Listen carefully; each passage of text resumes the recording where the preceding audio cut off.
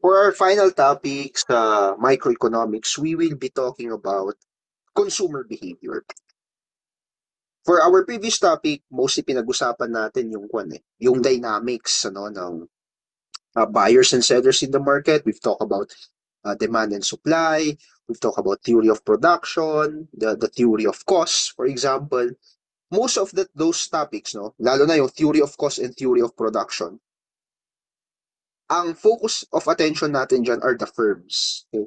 Yung mga negosyo, yung mga businesses. Kasi sila yung nagpo-produce. But we paid little attention to our consumers. But consumers are also very important kasi they represent the demand side of our microeconomics. Dito, sa lecture na to, yun ang titignan natin. We will be diving deep on how consumers behave. Paano ba sila mag-decide when it comes to buying stuff, when it comes to purchasing, when it comes to consuming? Ano ba yung mga factors that affects their purchase behavior na sila lang, okay? O hindi natin kino-consider yung wider market structure basically, but we are only considering the consumer uh, the consumer itself. Ano yung mga various factors that is affecting their purchase decision? So, isa to sa mga mahalagang topic rin sa microeconomics. It's the last topic pagdating sa microeconomic theory. So medyo significant din yung score na makukuha natin sa consumer behavior na topic na ito. So I would urge you to also pay attention to this lecture because out from this lecture, marami tayong mga concepts na itatakal, particularly on how consumers behave in terms of purchasing goods and services and connecting it now to the larger microeconomic theory. So unang-una, let's define first consumption. Ano ba ang consumption? So pag narinig niyo yung word na consumption, usually ang papasok sa isip niyo is kumakain, right? So kumakain ng food, kumakain ng it's either a person eating some food or an animal eating some food. So tama naman, no? When you consume something, you are ingesting it.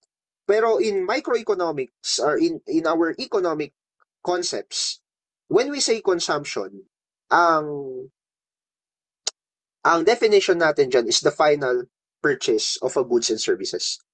So when a household purchase a good or services for their final consumption, okay, for their used, we term that as consumption already. So not necessarily kinain niya yung pagkain, but the mere fact na binili niya for their household use is already considered consumption.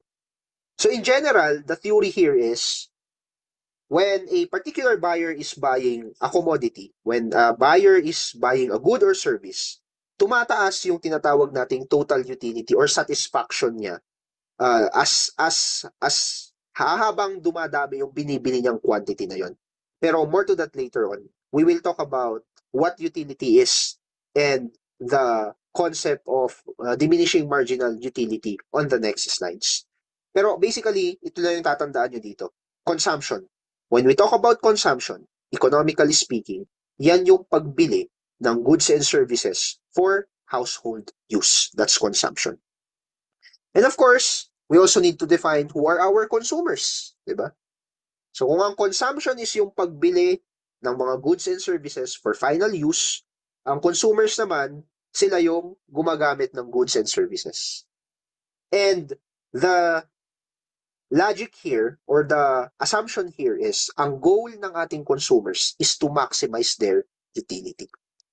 And then again, yung question, ang goal nila i-maximize yung utility, mapataas yung utility up to the certain point na mahihit niya yung maximum point. Pero ano ba ang utility?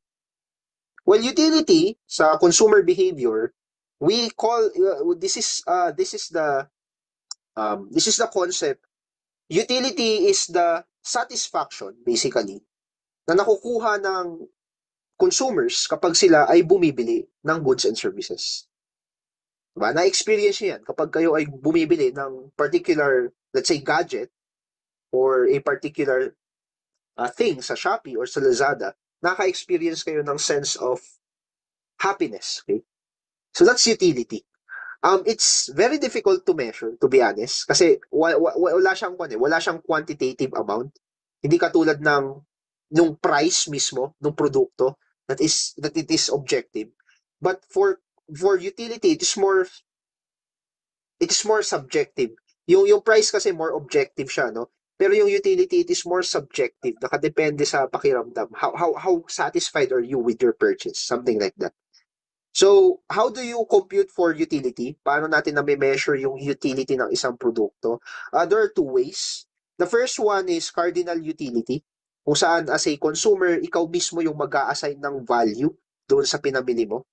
So, if you say na from 1 to 10, irarank mo yung utility ng ice cream na kinain mo, kapag 10, super high satisfaction. Kapag 0, hindi ka na satisfied doon sa ice cream na binili mo. Something like that. So that's cardinal utility. And then meron din tayong tinatawag na ordinal utility. Kung saan magpe-present ka doon sa buyers magpe-present ka doon sa consumers ng different products, and then irarank niya yung products na yun based on the item that would give him the highest utility, tapos lowest utility. But basically, in terms of consumption behavior, our utility is more subjective. Kasi mahirap siyang i-measure. Lalo na at iba-iba naman yung interpretation natin sa satisfaction when we buy goods and services. Ang kailangan nyo lang maintindihan dito is that ang goal ng isang consumer is always i-maximize yung utility. So that's the assumption. As a consumer, ang gusto natin, ma-hit natin yung maximum satisfaction sa pagbili ng mga goods and services. Now, in theory, what happens, in theory, ganito po ang nangyayari. Every time na si consumer ay bumibili, so kapag tumataas ang kanyang consumption, ang utility niya tumataas din, in theory. So in general, ganun ang nangyayari. Kapag mas marami tayong binibili na goods and services, more than likely, tumataas rin yung satisfaction natin sa mga bagay na ating binibili. But, again, as like any other things, meron po itong limit. Okay? Merong maximum point ang utility kung saan kapag nagdagdag pa tayo ng pinamili natin, yung ating utility ay hindi na mag-i-increase, bagkus mag-decrease na siya. Kaya nga meron tayong tinatawag na law of diminishing marginal utility.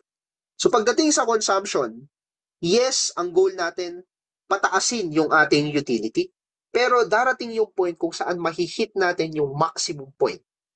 And kapag nag-consume pa tayo beyond our maximum point, hindi na nakakatulong yon sa pagpapataas ng ating satisfaction or utility level. Bakit? Because of the concept of satiety. Okay? What is satiety? Pagkasawa. So hindi naman kasi infinite, na hindi ka naman kasi infinite yung satisfaction level natin. Dumarating yung point na nagsasawa tayo sa mga bagay-bagay. So ito yung illustration nun. For example, you're buying an ice cream. Siyempre, kapag wala kang binili, you have 0 scoops of ice cream, you have what? 0 utils. Wala kang binili. Pero kapag ikaw ay nagdagdag ng 1 scoop of ice cream, you can see that your utility increases by 7 utils. Utils, by the way, guys, is yan yung unit of measurement ng utility. Kapag 2 scoops, you have 12 utils. Kapag 3 scoops, you have 15 utils. And so on and so forth. Pero mapapansin nyo na at 4th scoop, doon na yung pinakamataas na utility level, right?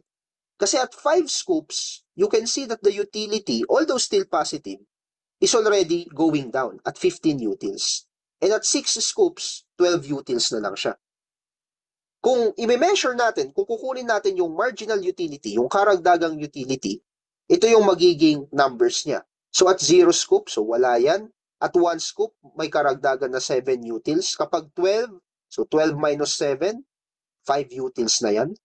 Then at 15, so 15 minus 12, 3. And then at dito, 16 minus 15, isa na lang. Tapos here, negative 1 na siya. And then dito, negative 3. So there is actually a diminishing marginal utility. In fact, diminishing siya the moment na nagdagdag ka beyond 1 scoop. Kasi from 7, nag-increase na yung utility mo, pero by 5 na lang. So, tumataas yung marginal utility, but at a decreasing, tumataas yung satisfaction level, but the marginal utility is decreasing. Therefore, the total utility is increasing at a decreasing rate. Kasi darating yung time na mahihit ni consumer yung kanyang maximum point, and at that maximum point, wala ka ng utility pa na maidadagdag doon sa iyong satisfaction level. So, here's a graphical representation of that. So, you can see here na si consumer, mamamaximize niya yung utility niya, yung satisfaction level niya, at the 4th level of purchase. So, dito sa point na to. Beyond that, beyond 4, kapag tumaas pa siya ng 5, yung total utility, mapapansin nyo, bumaba na. Bakit? It's either nagsawa na kasi siya. So, every time na magdadagdag pa siya ng additional purchases, hindi na yun nakakapagpataas ng kanyang total utility. So, isipin nyo na lang kayo, no? Gutom na gutom ka. Uwi ka ng bahay, merong pizza. So, kumain ka ng first slice of pizza. Very satisfying, di ba? First slice of pizza. Second slice of pizza, meron pa rin. Okay? Very satisfying pa rin. But then, you've got to ask yourself the question, paano pag kinain ko yung 10 slice of pizza? Same pa rin ba yung happiness or yung satisfaction na madederive ko as compared to the first slice of pizza? Hindi. Kasi madalas, sigurado kapag kinain mo yung 10 slice of pizza, baka nasusuka-suka ka na nun. Okay? So, hindi ka na satisfied. In fact, nahihirapan ka na kasi nasusuka ka na kapag magdadagdag ka pa ng kakainin mo. So, yun yung sinasabi ng law of diminishing marginal utility. Yes, the goal of the consumer is to maximize utility. Pero beyond that maximum point, ang total utility, yung satisfaction level ni consumer, ay pabagsak na. In relation to utility, lalo na yung concept ng maximum utility, meron tayong concept that plots the maximum utility, and we call this as the indifference curve. So, ang indifference curve ay isang graph, basically. And sa graph na to, meron kang dalawang goods. You have hot dogs. For example, no? Meron kang good 1, and in our example, you have hot dogs here, and you have good 2, which are hamburgers. So, tinitingnan dito yung combination ng goods na makakapagbigay sa'yo ng highest, not necessarily highest, makakapagbigay sa'yo ng similar satisfaction level. So, for example, dito sa hotdog, yung point A, tingnan natin yung point A.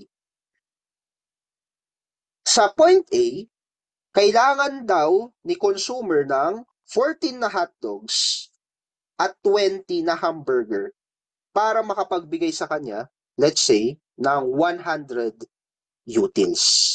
Okay? 100 utils. Sa point B naman, kailangan niya ng 10 hotdog at saka 26 na hamburger. Okay? Para makapagbigay sa kanya ng ilang utils kaya? Ilang utils kaya yung mabibigay sa point B? Mabibigyan din siya ng, correct, 100 utils rin. Kasi ang sinasabi ng indifference curve, within this line, so long as yung combination na yan nag-fall within that line, yung amount of utils, yung amount of utility na makukuha ni consumer, pare-parehas lamang. Hindi po magbabago. So whether sa point A, sa point B, or sa point C, yung kanyang i-consume, it doesn't matter. 100 utils pa rin yung makukuha ni consumer. Klaro? So kaya siya tinawag na indifference curve. Ano? Indifference means wala akong pake kung anong combination. Any of that would do, it would still just provide the same level of satisfaction doon sa ating consumer. Okay? Now, in relation, magti-take ka ba ng licensure exam for agriculturist this year? If yes, I believe my course is for you. Enroll now at Learning Agri Withal modular course by clicking the link below. Ano pang hinihintay mo? Mag-enroll ka na. Samahan kita mag-review. Bye!